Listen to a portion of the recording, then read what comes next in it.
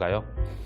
오늘 이 시간에는 세울산 침례교회 담임이시자 칭찬 박사로 불리시는 유병곤 목사님 모시고 칭찬의 기적이라는 주제로 이야기를 나눠보려고 합니다.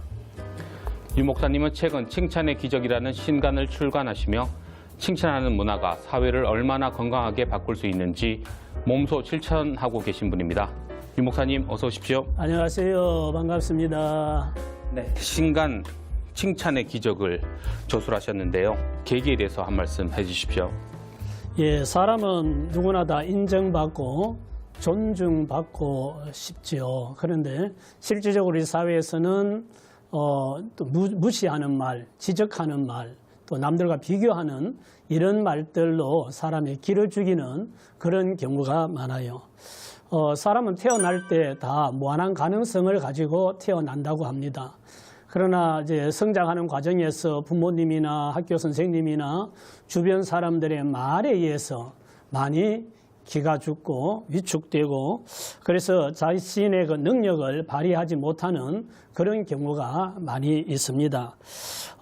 이런 욕하고 비난하고 비교하는 이런 문화 풍토를 바꾸고 서로 존중하고 인정하고 칭찬하는 그런 문화를 만들었으면 좋겠다 하는 이제 생각에서 칭찬에 관심을 갖게 되었고, 잠언 27장 21절에 보면 도가니로 은을 풀무로 금을 칭찬으로 사람을 단련한다 하는 말씀이 있어요.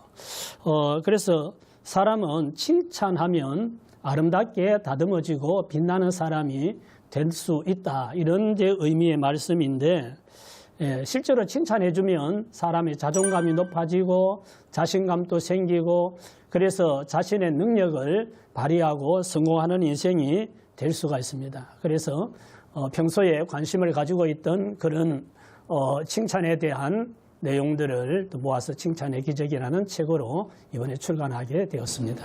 네, 그러시군요. 최근 한국 사회에 칭찬이 특별히 필요하다고 보시는 이유에 대해서도 한 말씀 해주세요. 예. 어느 통계에 의하면 중고등학생들이 자기들끼리 욕을 많이 한대요. 그래서 실제로 욕을 안 섞으면 대화가 안 될 정도로 욕을 많이 하고 또 자기가 더 강해 보이기 위해서 또 친구들의 왕따 안 당하기 위해서 더 심한 욕을 하는 그런 풍토가 있다고 그럽니다. 그리고 정치인들 TV로 보여지는 모습 보면 서로 비난하는 말이 넘쳐나거든요. 훌륭한 부분들도 있는데 절대로 인정하지 않고 서로 비난하는 이런 모습 보게 되는데, 심지어 악플에 시달리던 연예인이 자살하는 그런 경우도 있잖아요. 그런 것을 보면서 우리의 이 비난하고 비교하고 욕하고 하는 이런 언어 문화를 좀 바꿨으면 좋겠다. 그러기 위해서는 칭찬이 필요하다는 생각을 하게 되었습니다. 오늘 책 갖고 오셨는데요. 책 안에 4단계 칭찬법에 대해 설명이 되어 있습니다. 구체적으로 어떤 내용인지 알려주세요. 예. 칭찬을 하자 그러면은 막상 뭘 칭찬하지? 어떻게 칭찬하지? 그러죠. 그리고 칭찬할 게 없어요, 이런 말을 합니다. 근데 이제 칭찬할 게 없는 게 아니고 뭘 칭찬해야 될지를 모르고 또 우리가 칭찬받아 보지 못했기 때문에 칭찬 자체가 어색한 거죠. 근데 이제 칭찬에도 그 이제 단계가 있는데, 첫째는 물건이나 어떤 그 보이는 것을 가지고 칭찬하는 거예요. 처음 만난 사람은 그 사람에 대해서 내면에 뭐 이런 거나 그 사람의 뭐 다른 부분들을 모르잖아요. 그러니까 보이는 부분, 뭐 넥타이를 보고 넥타이가 너무 잘 어울립니다. 넥타이 고르는 센스가 있으십니다. 뭐 이렇게 칭찬할 수 있잖아요. 그러니까 첫째는 보이는 거, 이미지, 그 사람의 인상, 이런 걸 칭찬하는 거고, 두 번째는 그 사람이 성취한 걸 칭찬하면 되죠. 지사장님 이번에 승진하셔서 울산에 오셨다면서요. 대단하십니다. 이렇게 네. 실제로 이루어진 일, 뭐 학교 졸업을 했다, 승진했다, 뭐 사업을 시작했다, 뭐 이런 걸 칭찬하는 것이 두 번째 단계가 되겠고, 그다음에 세 번째는 그 사람의 자질이나 또 가치관, 이런 걸 칭찬하는 거죠. 조금 서로 알아지면 그런 단계까지 알 수 있는데, 선생님은 열정이 넘치십니다. 그래서 그렇게 열심히 하시니까 반드시 성공하시겠습니다. 하고 뭐 이런 부분을 칭찬할 수가 있고 또 뭐 여성분들 같으면 인상이 좋으십니다. 보이는 걸 칭찬하고 그 다음에는 참 훌륭한 그런 성품을 가지고 계십니다. 뭐 이런 이제 말을 할 수 있겠죠. 그 다음에 마지막 4단계는 내면의 그 사람의 가능성. 이런 걸 보고 칭찬한 거죠. 성실하게 이렇게 하시는 걸 보니 반드시 성공하실 것 같습니다. 이렇게 열심히 연습을 하시니 훌륭한 선수가 되겠습니다. 뭐 이러고 이제 그 사람의 가능성, 잠재력 이런 걸 보고 칭찬하는 것이 4단계가 되겠죠. 목사님, 실제 현장에서 칭찬의 기적을 체험한 사례가 있다면 한 말씀 부탁드립니다. 뭐 다른 사람 얘기보다도 뭐 저의 얘기를 하면 저는 초등학생 때 이제 초등학교 때 선생님들이 숙제처럼 일기를 써라 그러잖아요. 그래서 일기를 쓰면 한 번씩 선생님이 일기장 검사를 하는데 그때 일기를 잘 쓴다 하는 그런 이제 칭찬을 들은 적이 있는데 제가 이제 목회자가 되어서 목회를 하면서 글을 쓰다 보니까 이제 시인으로 등단도 하게 되고 또 책을 처음 한 권 출판했는데 그것이 계기가 되어서 이번에 칭찬의 기적 5번째 책을 출판하게 되었습니다. 그리고 목회자는 항상 설교에 대한 부담을 가지고 있는데 어느 날 제 아내가 이런 얘기를 해요. 세상에 설교 잘하는 유명한 목사님들 많지만 나는 당신 설교에 제일 은혜를 많이 받아요. 이런 칭찬의 말을 들었어요. 그래서 자신감을 가지게 되고 또 자신 있게 말씀을 전하고 하다 보니까 방송 설교도 하게 되고 초교파 목회자 세미나도 한 7년 이상을 섬기게 되고 오늘의 제가 있기까지 첫째는 하나님의 은혜고 두 번째는 또 아내의 칭찬 또 선생님의 칭찬 이런 것이 오늘 저를 만들지 않았나 이런 생각을 합니다. 네.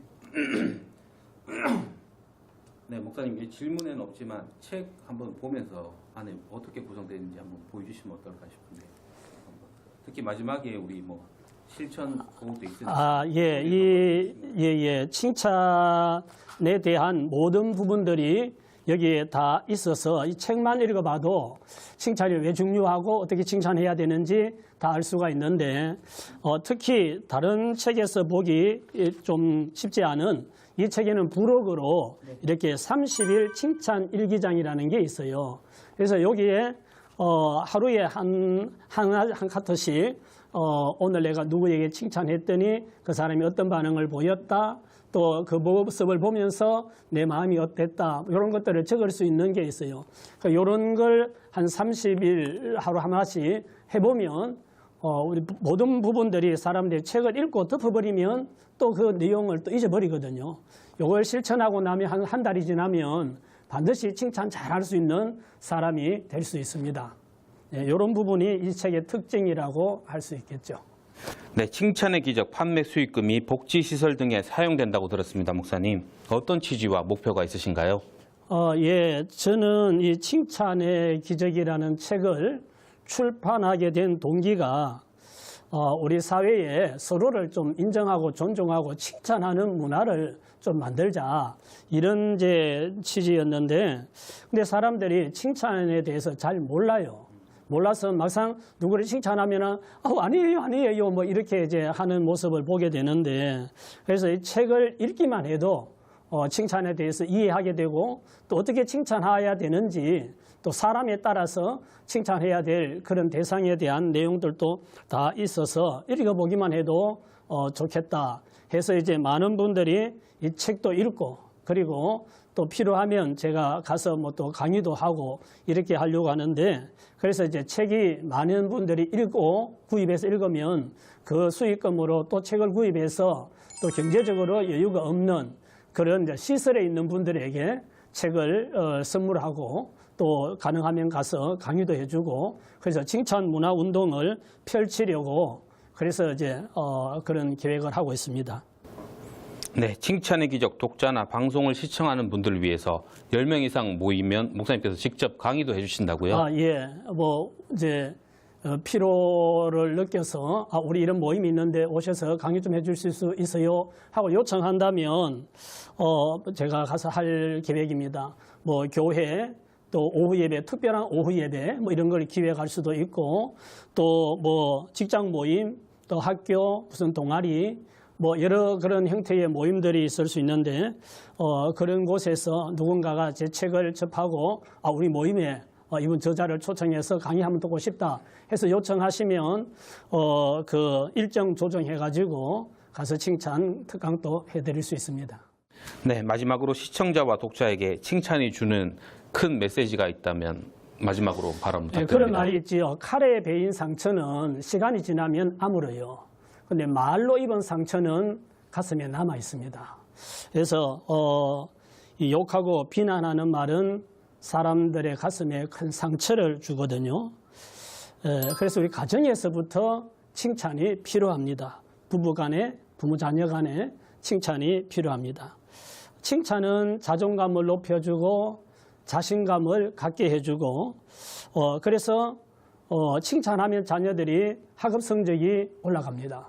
그리고 또 직장에서도 칭찬하면 생산성이 향상된다고 합니다. 그래서 서로 화목하고 행복하게 가정과 또 이 모든 분들의 삶이 행복한, 화목한 그런 삶이 되고, 또 이 세상이 아름다운 세상이 되는데 칭찬이 촉진제다, 이런 생각을 합니다.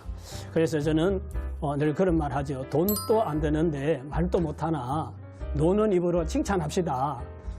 우리가 말하는데 뭐 힘드는 것도 아니고 돈 드는 것도 아닌데 이제 잘 몰라서 못했으니까 앞으로 이 칭찬의 기적을 읽고 또는 강의를 듣고 해서 서로를 칭찬하는 그런 문화가 여러분들 모든 가정에, 여러분들의 직장과 여러분 모임에 확산되기를 간절히 바랍니다.